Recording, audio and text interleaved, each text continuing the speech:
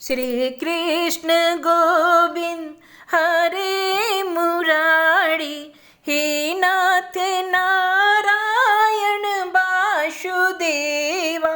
अथ पंचविंशो अध्याय गोवर्धन धारण।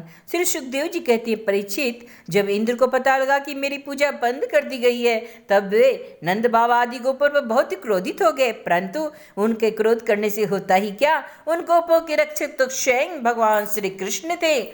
इंद्र को अपने पद का बड़ा घमंड था। वे समझते थे वे ही त्रिलोकी का ईश्वर हूँ, मैं ही त्रिलोकी का ईश्वर हूँ। उन्होंने क्रोध से तिल मारकर प्रलय करने वाले मेघों से शावर्तक नामक गण को ब्रज पर चढ़ाई करने की आज्ञा दे दी। ओह, इन जंगली ग्वालों को इतना घमंड! सचमुच ये धन का ही नशा है। भला देखो तो सही, एक साधारण मनुष्य कृष्ण के बल पर इन्होंने मुझ देवराज इंद्र का अपमान कर डाला। जैसे पृथ्वी पर बहुत से मंद बुद्धि पुरुष भव सागर से पार जाने के सच्ची साधन ब्रह्म विद्या को तो छोड़ देते हैं और नाम मात्र की टूटी हुई नाव से कर्म यज्ञ से इस घोर संसार सागर को पार करना चाहते हैं। कृष्ण बकवादी, नादान, अभिमानी और मूर्ख होने पर भी अपने को बहुत बड़ा ज्ञानी समझता है। वह स्वयं मृत्यु का ग्रास है, फिर भी उसी का सहारा लेकर इन अहिरों ने मेरी अवहेलना कर दी। एक तो ये यूं ही धन के नशे में चूर, दूसरे कृष्ण ने इनको बढ़ावा दिया है। अब तुम लोग इनके इस धन के घमंड और हेकड़ी को धूल में मिला दो और पशुओं का संहार कर डालो। मैं भी तुम्हारे पीछे पीछे ऐरावत हाथी पर चढ़कर नंद की ब्रज का नाश करने के लिए महापराक्रमी मरुदगणों की साथ आ रहा हूँ। श्री सुखदेव जी कहते हैं, परीक्षित, इंद्र ने इस प्रकार प्रलय के मेघों को आज्ञा दी और उनके बंधन खोल दिए। अब वे बड़े बेग से नंद बाबा की ब्रज पर चढ़ाए और मुश्किलाधार पानी बरसाकर सारे ब्रज को पीड़ित करने लगे। चारों ओर बिजलियां चमकने लगी, बादल आपस में टकरा कर करकने लगे, प्रचंड आदियों की प्रेरणा से बड़े बड़े ओले बरसाने लगे। जब इस प्रकार दल के दल बादल बार बार आकर खंबे के समान मोटी मोटी धाराएं गिराने लगे, तब ब्रजभूमि का कोना कोना पानी से भर गया।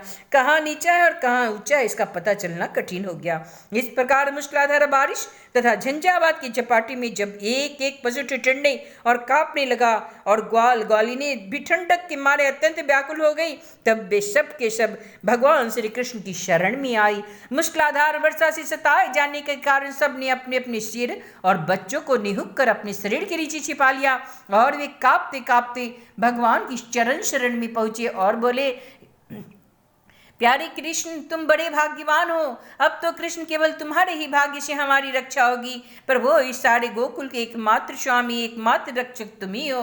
भक्त वत्सल, इंद्र के क्रोध से अब तुम ही हमारी रक्षा कर सकते हो। भगवान ने देखा कि वर्षा और ओलों की मार से पीड़ित होकर सब बेहोश हो रहे हैं। वे समझ गए यह तो सारी करतूत इंद्र की है। उन्होंने ही क्रोधवश ऐसा कार्य किया है। वे मन ही मन कहने लगे, हमने इंद्र का यज्ञ भंग कर दिया, इसी से वे ब्रज का नाश करने के लिए बिना ऋतु के ही यह प्रचंड वायु और ओलों के साथ घंघोर वर्षा करा रहे हैं। अच्छा, मैं अपनी योग माया से इसको भलीभांति जवाब दूंगा। ये मूर्ख बस अपने को लोकपाल मानते हैं। उनके ऐश्वर्य और धन का घमंड तथा अज्ञान में चूर चूर कर दूंगा। देवता लोग तो सत्य प्रधान होते हैं, इनमें अपने ऐश्वर्य और पद का अभिमान नहीं होना चाहिए। अतः यह उचित ही है इन सत्य गुण से जो दुष्ट देवताओं का मैं मान भंग कर दूं।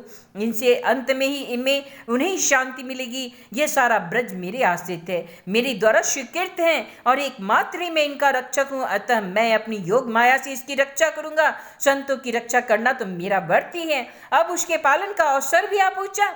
इस प्रकार कहकर भगवान श्री कृष्ण ने खेल खेल में एक ही हाथ से गिरिराज गोवर्धन को उखाड़ लिया और जैसे छोटे छोटे बालक बरसाती छत्ते के पुष्प को उखाड़ कर हाथ में रख लेते हैं, वैसे ही उन्होंने इस पर्वत को धारण कर लिया। इसके बाद भगवान ने गोपों से कहा, माता जी, पिताजी और ब्रजवासियों, तुम लोग अपनी गौवों और सब सामग्रियों के साथ इस पर्वत के गड्ढे में आकर के बैठ जाओ। देखो, तुम लोग ऐसी शंका न करना कि मेरे हाथ से पर्वत गिर पड़ेगा। तुम लोग तनिक भी मत डरना। इस आंधी पानी के डर से तुम्हें बचाने के लिए मैंने यह युक्ति रची है। जब भगवान श्री कृष्ण ने इस प्रकार सबको आश्वासन दिया, ढांढस बंधाया।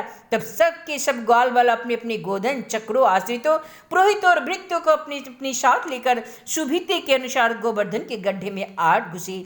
भगवान श्री कृष्ण ने जब ब्रजवासी को देखते देखते भूख प्यास की पीड़ा, आराम विश्राम की आवश्यकता आदि सब कुछ बुलाकर 7 दिन तक लगातार उस पर्वत को उठाए रखा, वे एक डग भी इधर से उधर नहीं हुए। श्री कृष्ण की योग माया का यह प्रभाव देखकर इंद्र की आश्चर्य का ठिकाना न रहा। उनका संकल्प न पूरा होने के कारण उनकी साड़ी हेकड़ी बंद हो गई, वे भौचक्के रह गए। इसके बाद उन्होंने मेघों को अपने आप वर्षा रोक दी। जब गोवर्धनधारी भगवान श्री कृष्ण ने देखा यह भयंकर आदि और गंगोर वर्षा बंद हो गई, आकाश से बादल छट गए और सूर्य दिखने लगे, तब उन्होंने गोपों से कहा, प्यारो गोपो, अब तुम लोग निडर हो जाओ और अपनी स्त्रियों गोधन तथा बच्चों के साथ बाहर निकल आओ। देखो अब आंधी पानी बंद हो गया तथा नदियों का पानी भी उतर आया है। भगवान की ऐसी आज्ञा पाकर अपने अपने गोधन स्त्रियों बच्चों और बूढ़ों को साथ लेकर अपनी सामग्री छकरों पर लाद कर धीरे धीरे सब लोग बाहर निकल आए। सर्वशक्तिमान भगवान श्री कृष्ण भी सब प्राणियों को देखते देखते खेल खेल में ही गिरिराज को पूर्वत उनके स्थान पर रख दिए। ब्रजवासियों का हृदय प्रेम के आवेग से भर रहा था।